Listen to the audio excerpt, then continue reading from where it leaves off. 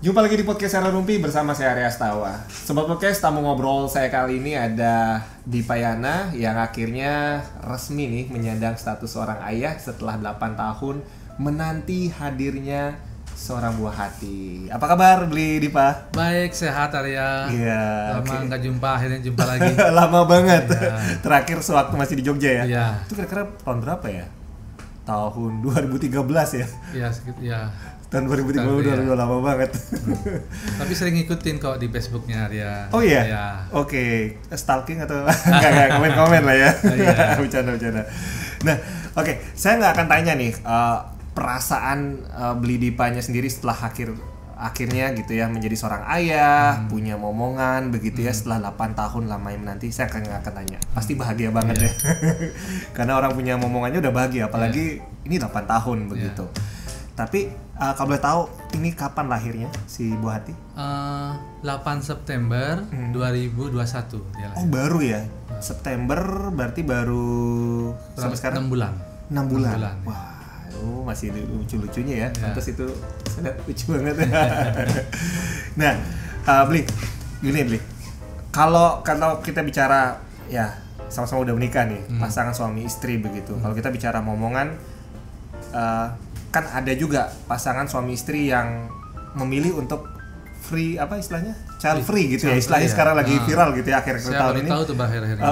Orang menikah tapi memilih untuk tidak memiliki anak begitu. Itu juga sebuah pilihan. Nah, sedangkan Bli Dipa sendiri kalau dari awal memang berencana punya anak atau memang ditunda atau seperti apa sih sebenarnya? Dari awal memang pengen punya anak, tidak ada kepikiran tidak punya anak, dan tidak pernah menunda. Tidak pernah menunda sejak menikah. Tidak pernah pakai kontrasepsi. Selama 8 tahun tidak pernah pakai kontrasepsi. Jadi emang berharap ada momongan. Memang berharap ada momongan begitu ya. Nah, ini kan prosesnya ya saya katakan lama ya. 8 tahun itu bukan waktu yang singkat untuk keinginan pingin punya momongan karena tadi Bli Dipa bilang memang sudah berencana nih menikah dan punya momongan begitu. Ini menjadi sebuah tantangan begitu banyak, artinya bukan banyak juga, artinya ada juga yang akhirnya kadang-kadang nih saya dengar gitu ada kasus orang memutuskan untuk berpisah begitu karena menunggu lama punya momongan. Ada juga yang kadang-kadang yang lebih menggelitik lagi cari pasangan yang lain nih biar jangan pasangan ini bermasalah cari pasangan lain. Ada juga mungkin obrolan ya di sekitar lingkungan kita atau dimanapun. Mungkin Bli Dipa juga pernah mengalami juga seperti itu, mungkin arah seperti itu. Kepikiran untuk berpisah maksudnya? Mungkin ada omongan dari orang lain. Kalau dari keluarga sih tidak pernah menyarankan untuk berpisah. Saya sendiri juga nggak pikiran berpisah. Yang sering jadi pertanyaan atau omongan dari keluarga atau orang sekitar, kalau orang tua saya sih lumayan cukup moderat. Beliau malah beliau yang cukup santai. Yang jadi pertanyaan kan dari tetangga-tetangga dan teman-teman. Belum ya, udah berapa tahun? Kapan nih gitu. Nah, itu sih yang kadang-kadang menjadi sedikit kepikiran gitu. Itu sih.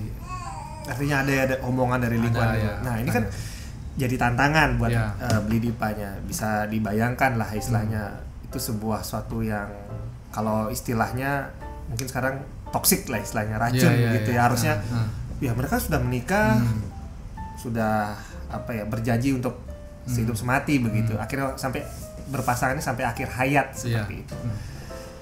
Lalu gimana caranya Bli Dipa menghadapi tantangan-tantangan seperti itu? Kebetulan sih saya juga dan kami juga sedikit belajar dari tentang hal-hal spiritual dan hal-hal yang berbau motivasi dan psikologi. Kita beberapa kali juga ikut seminar-seminar motivasi atau self improvement. Dan bersyukurnya walaupun ada 1-2 teman-teman yang pertanyaan yang seperti istilahnya toksik ada bilang tadi, bersyukurnya kami punya teman-teman yang banyak juga yang care gitu, yang mendoakan, ngasih tips gitu. Nah, saya sama istri kadang-kadang sering senyum-senyum saja, karena kalau boleh jujur, frekuensi kami berhubungan itu yang memang kurang. Kebetulan kan si istri sempat kuliah di Jogja, sama Arya sama-sama di Jogja. Saya kebetulan mau kuliah juga, daftar juga tapi nggak lulus di Jogja, jadinya berpisah gitu. Kemudian istri juga sempat kerja 2, bahkan 3 tempat ya awal, tapi 2 yang utama. Pagi ngajar, malamnya jaga klinik gitu. Jadi itu yang bikin kecapean dan frekuensi berkurang gitu. Bertemu juga. Karena kami tahu frekuensinya bertemunya kurang, frekuensi programnya kurang. Jadi ketika ditanya ada masalah apa, kita bingung juga jawabnya. Kalau kita jawab jarang berhubung itu agak malu juga gitu. Karena emang ya kami jawabnya ya kayaknya kecapean dan sibuk gitu aja sih gitu. Dan salah satu penyebabnya kalau boleh saya curhat, salah satu penyebabnya mungkin dari sisi saya ada beban psikologis juga sih. Beban psikologis terutama yang saya ingat ketika saya awalnya nikah itu. Kalau boleh cerita sedikit ya kan, saya nikah kawin lari nih. Kalau di Bali ada istilah kawin lari. Iya. Jadi ketika kawin lari, saya waktu kecil pernah melihat orang, oh itu bapak itu kawin lari gitu. Jadi sesuatu kawin lari itu di Bali sesuatu yang biasa yang saya ngerti di Bali. Sebelum beberapa bulan apa beberapa tahun sebelumnya, teman saya juga teman seangkatan yang kuliah di Surabaya juga dia kawin lari gitu. Waktu itu heroik banget dia, teman saya itu kawin lari karena kan pacarnya ini minta tolong selamatkan saya gitu. Selamatkan saya dikekang sama orang tua saya. Saya tidak boleh ikut kamu gitu. Jadi semacam yang cewek tuh ada semacam kesusahan gitu. Jadi teman saya ini ngajak kawin lari, jadi heroik banget gitu. Bayangan saya itu sesuatu yang heroik dan seru. Nah ternyata di kasus saya itu tidak begitu heroik, ternyata jadi beban, terutama di pihak keluarga istri ya. Karena kan istri saya baru tamat setahun apa 2 tahun ya? Baru tamat setahun, wajar lah itu sesuatu yang sangat alami. Sarjana nih ya? Baru tamat kedokteran, baru setahun kan sangat wajar orang tua berharap agar anaknya mengabdi dulu lah sama keluarga, berkarir dulu sama, dan bisa ada sumbangsinya buat keluarga gitu. Sementara baru tamat setahun, baru mulai kerja saya sudah ajak nikah, kawin lari lagi. Dan sebetulnya waktu kami ngobrol-ngobrol di rumahnya, sebenarnya ibu mertua sudah ngasih sinyal tunda dulu gitu. Saya sudah ada intuisi juga tunda. Cuma karena orang tua saya yang pengen anaknya yang pertama nikah duluan. Oh ini ada keluarga yang mau nikah nih? Ya sebenarnya adik saya yang lebih siap nikah nih. Dari segi finansial, kesiapan mental dan segalanya dia lebih siap sebenarnya. Karena adik saya mau nikah, ibu saya agak gusar ya. Saya pinginnya entah beliaunya idealis, tradisional atau apa istilahnya ya. Saya didorong untuk nikah. Nah ini mungkin pembelajaran buat kita. Saya kadang-kadang kurang bisa mengekspresikan. Harusnya seandainya saya melihat diri saya yang waktu itu, saya akan nasihatnya seperti ini. Kamu harus jujur mengungkapkan. Kamu harus ngomong sama orang tuamu. Bu, saya tidak masalah kok saya dilangkahi. Silakan adik duluan nikah, karena saya saat ini belum siap. Belum siap, dia nikah dulu, saya belakangan tidak masalah. Itu bukan sesuatu yang memalukan bagi saya. Itu bukan sesuatu yang aib gitu. Nah, saya ingin menasihati diri saya waktu itu. Cuma waktu saya tidak keluar kata-kata saya itu. Nah, campur antara nggak enak, antara mungkin saya relatif. Saya kadang-kadang bertanya, apakah ini saya anak mami gitu. Saya bertanya begitu. Kadang susah nolaknya gitu. Jadi ada dorongan dari keluarga saya agar saya duluan gitu. Walaupun adik saya sempat sudah siap. Akhirnya persiapan saya tuh agak gini. Terburu-buru. Teman-teman SMA banyak yang nggak undang, teman kuliah nggak undang gitu. Persiapannya buru-buru gitu. Nah, kembali ke tadi, setelah akhirnya kami kawin lari, kemudian secara tradisional kan harus ada pihak adat yang memberitahukan ke pihak perempuan. Iya, kalau di budaya di sini. Budaya di Bali ya. Secara resmi memberitahukan bahwa anak ibu sudah nikah. Akhirnya ketika pihak keluarga kami memberitahukan ke mertua, di sanalah shock ibunya istri terutama shock. Nah, shock dan beliau sempat kesal dan saya kurang tahu detail marahnya. Yang saya tahu ketika beberapa bulan kemudian kami ketemu masih marah beliaunya dan waktu di rumah pun saya sudah merasakan, saya merasa nggak nyaman, nggak enak, merasa bersalah dan itu jadi beban psikologis bagi saya. Itu juga di samping kesibukan secara karir dan sebagainya, itu yang bikin beban psikologis kenapa sangat sulit untuk program anak. Nah, gitu. Jadi membuat anak, program anak itu perlu kesiapan fisik dan psikologis. Nah, okay. Jadi benar-benar mungkin boleh dibilang Beli Dipa menyadari nggak sih kalau ternyata kalau psikologisnya Beli Dipa terganggu dalam tanda kutip stres yang tidak disadari dalam mempengaruhi bagaimana tadi Beli Dipa untuk berhubungan ataupun juga mungkin ya gimana ya perasaan ya namanya orang stres begitu yang mengganggu kan pengaruhnya juga ke biologis kan mungkin Beli Dipa juga tahu ya. Akan menyebabkan air mani seperti apa seperti itu. Nah lalu selama proses itu ada nggak usaha mungkin gimana gitu apa ya mendamaikan diri udah tahu nih stres lari ke psikologi maksud saya ke psikolog atau ke siapa konsultasi seperti itu? Maksudnya Beli Dipa kapan menyadarinya itu? Betul sekali, ada pengaruh stres itu memang betul ada. Saya sampai sempat bermimpi nggak enak tuh berapa minggu, berapa bulan gitu. Setelah menikah nih ya? Setelah nikah.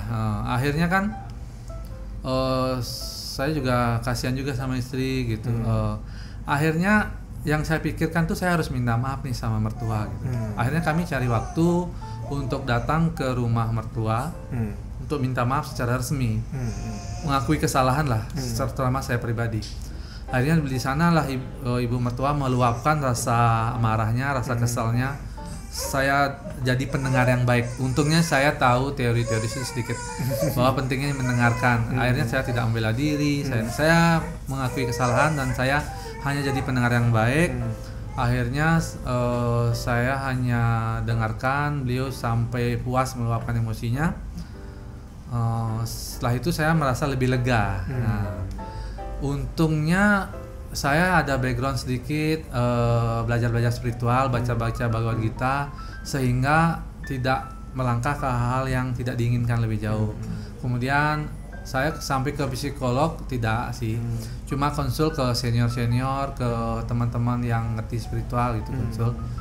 Dan ya mungkin di tahun kedua, ketiga sempat diajak ke terapi yang semacam masas gitu dan lebih sering kalau menerapkan tradisi Bali sih kalau istilahnya ngatur orang pejati ke sangga baik sangga sendiri atau sangga mertua itu yang sering kami lakukan ngatur orang pejati minta maaf seperti itu.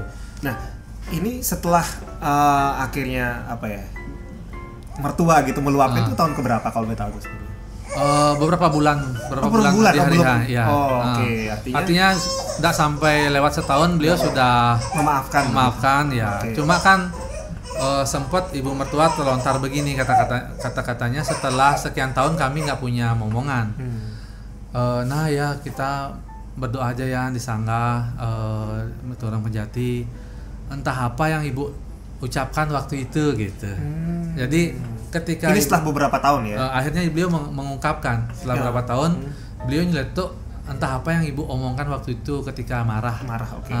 Jadi saya sempat istilah saya jadi beliau bisa dibilang melontarkan maaf kalau boleh pakai istilah yang agak vulgar sedikit ada semacam kutukan lah gitu.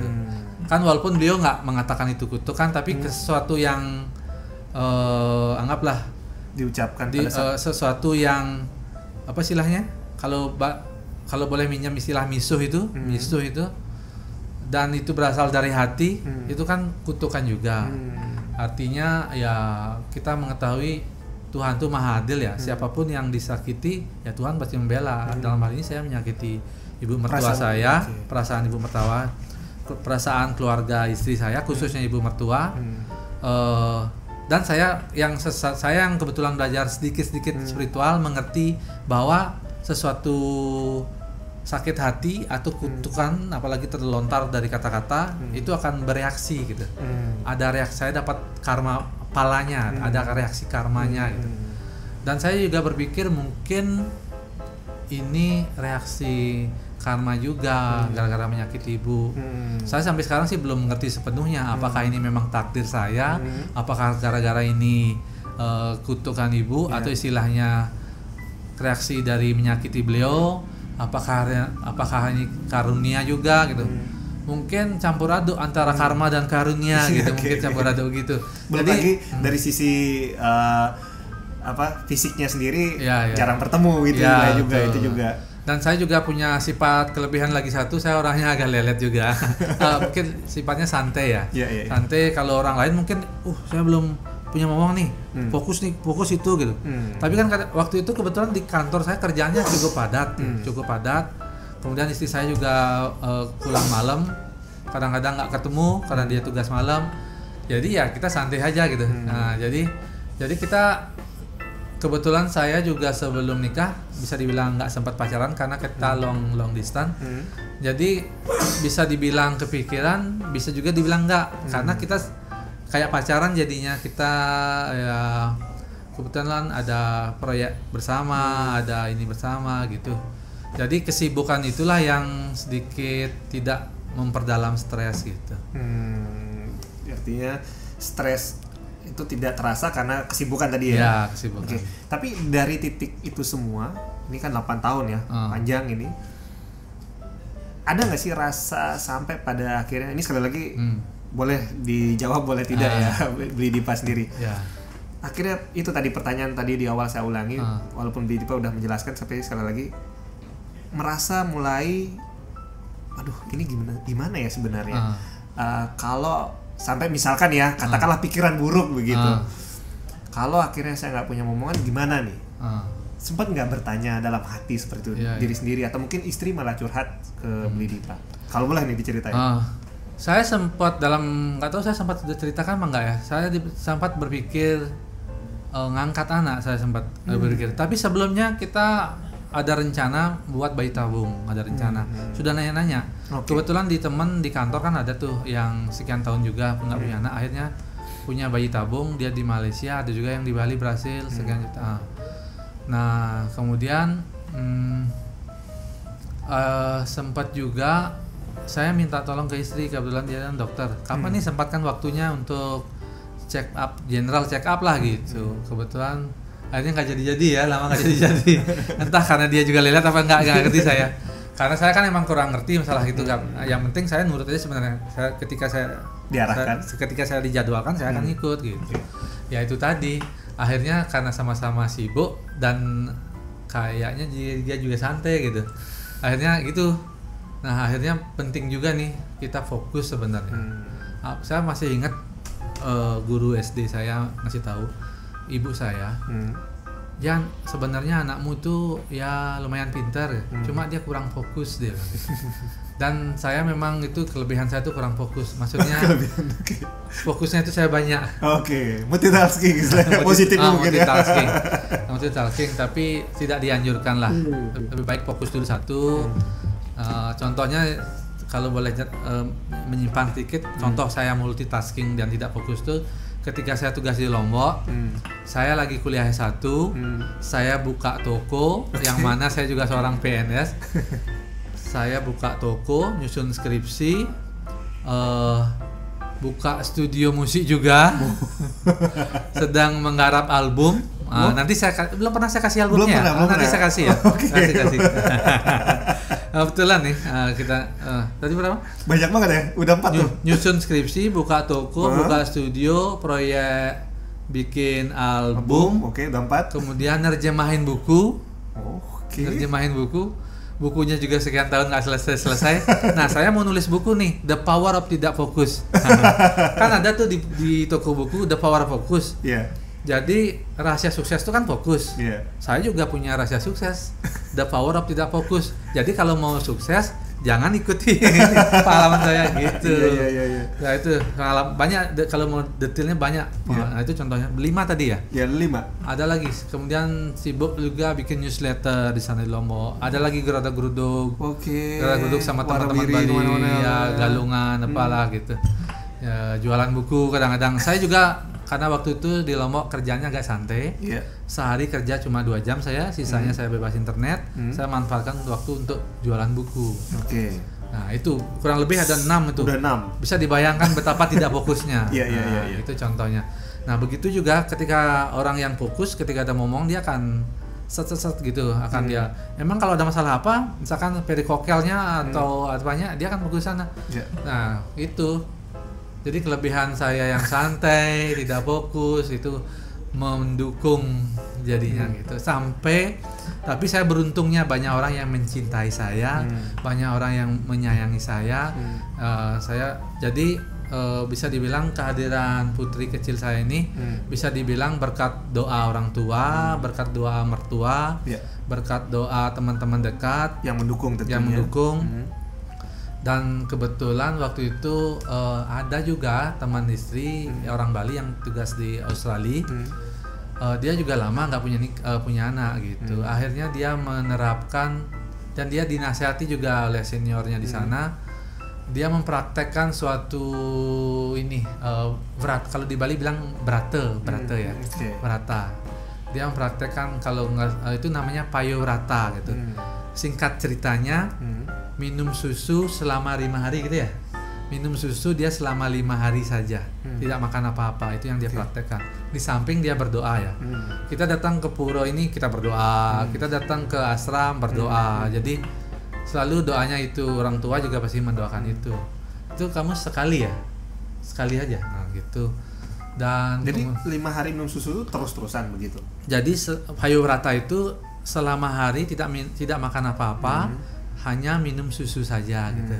Dan itu berlaku setiap hari sampai berapa bulan atau hanya 5 hari aja? Oh 5 hari aja. 5 hari saja. Di 2 hari berikutnya boleh makan yang lain istilahnya gitu ya. Jadi lumayan berat tuh. Kalau saya sih disuruh nggak bisa saya.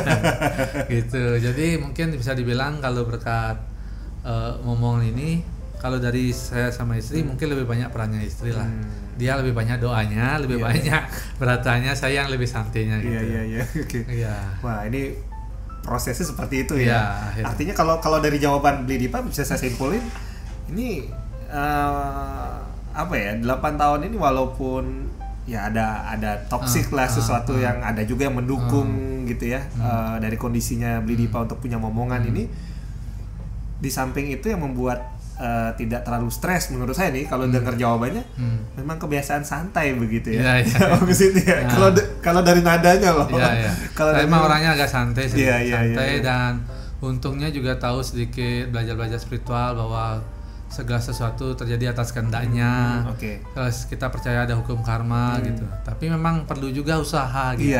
Iya. Karena di tahun-tahun terakhir itu bisa dibilang kan 8,5 tahun setelah nikah baru punya anak. Mungkin usaha yang lebih fokusnya itu mungkin setelah tahun kelima mungkin kalau nggak salah ya, mungkin gitu. Jadi bisa 5 tahun pertama tuh mungkin kurang fokusnya, setelah 5 tahun itu baru lebih fokusnya. Nah, jadi emang fokus itu selalu menghasilkan, restu orang tua itu selalu menghasilkan gitu. Oke, 5 tahun ini. Dan tadi dengan pertanyaan saya, kalau misalkan kepikiran, wah kalau misalkan nggak diberikan keturunan biologis, udah berencana untuk angkat anak gitu ya. Selain bayi tabung, selain bayi tabung ini. Setelah angkat anak ini sempat kepikiran, tapi rencana mau bayi tabung dulu. Iya, prosesnya seperti itu ya. Jadi puncaknya adalah ngangkat anak. Puncaknya boleh dibilang seperti itu. Sempat kepikiran, belum sih ungkapin ke keluarga. Bahkan kepikiran juga sih, mungkin adik saya kan udah duluan punya anak dia. Dia belakangan nikah, tapi dia udah belakangan anak. Ya udah kamu bikin anak lagi, saya ambil satu. Sempat di pikiran, tapi belum sempat ngucapin. Nah, bisa dibilang di tahun 2000 berapa itu ya?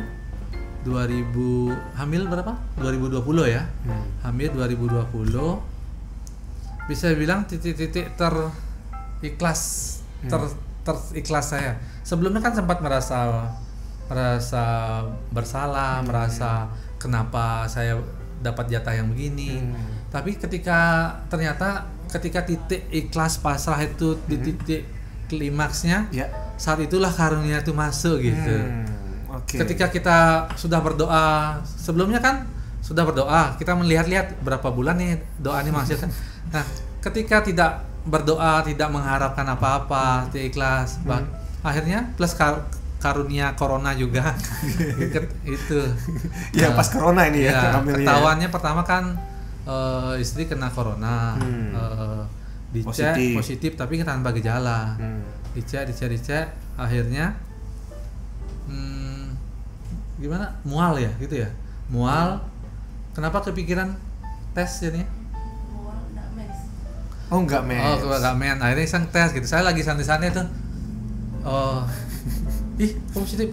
Kayak mimpi rasanya ketika gitu. Positifnya 2 ya? Iya. Positif COVID dan positif hamil begitu. Jadi ketahuan hamil itu hampir 3 bulan. Bisa dibilang 2,5 bulan. Oke. Setelah ingat, pernah kita bulan madu sekali ke Pulau Lembongan. Gitu. Mungkin di sana keikhlasan dan rileksnya mungkin ya. Udah enggak terlalu ini. Oke, wah ini menarik sekali ya karena ya setelah lagi nih cerita yang bisa menginspirasi buat sobat podcast, terutama bagi yang sudah menikah saat ini dan masih berjuang nih untuk punya momongan. Ternyata ada beberapa kuncinya mungkin bisa disampaikan sama Beli Dipa tadi. Fokus. Kalau Beli Dipa kan kurang fokus tadi. Ya, betul sekali. Kedua ada sisi keikhlasan. Dan kemudian doa juga harus lebih rutin. Mungkin ada program-program pola makan atau apa yang harus ditentukan seperti temannya Beli Dipa tadi. Ada yang susu selama 5 hari seperti itu ya. Berata ya gitu ya. Nah, terakhir Beli Dipa, setelah punya momongan ini ada rencana momongan berikutnya? Ada.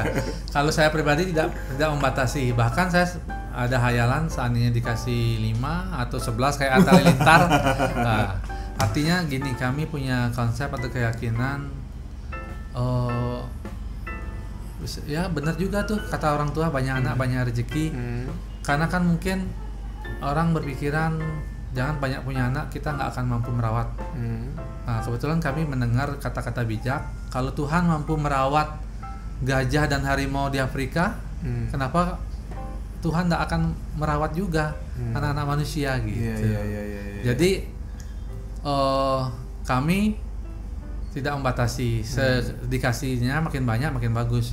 Cuma kebetulan saya pernah dicek secara astrologi, kan kebetulan pernah ketemu seorang yogi dari India, dicek chartnya di Jyotisnya itu ada, saya sih katanya punya 2 aja gitu. Ya kalau berarti ada harapan lah lagi 1. Dan kalau dikasih lebih bonusnya ya syukur sekali. Syukur sekali ya. Intinya seperti itu ya, ada untuk momongan.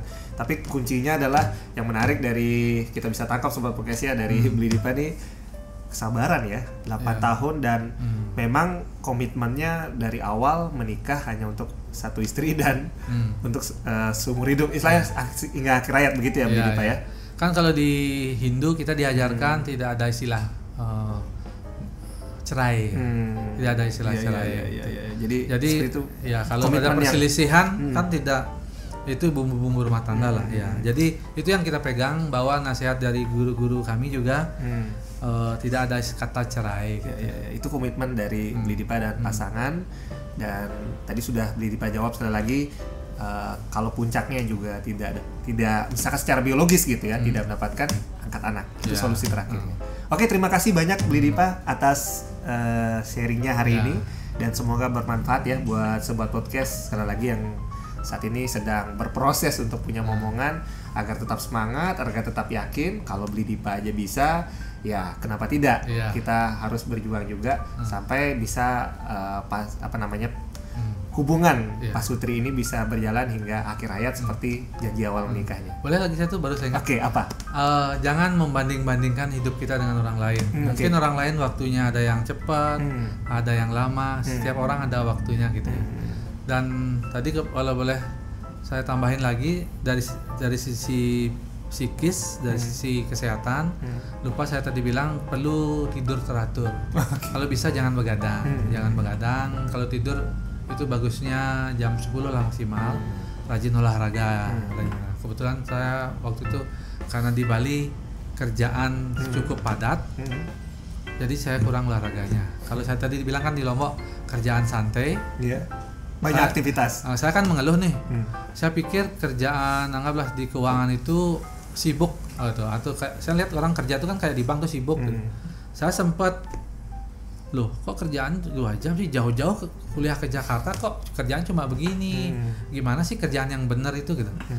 Akhirnya setelah di Bali saya dikasih kerjaan yang saya maksud benar itu sibuk gitu. Sibuk bahkan sampai begadang-begadang.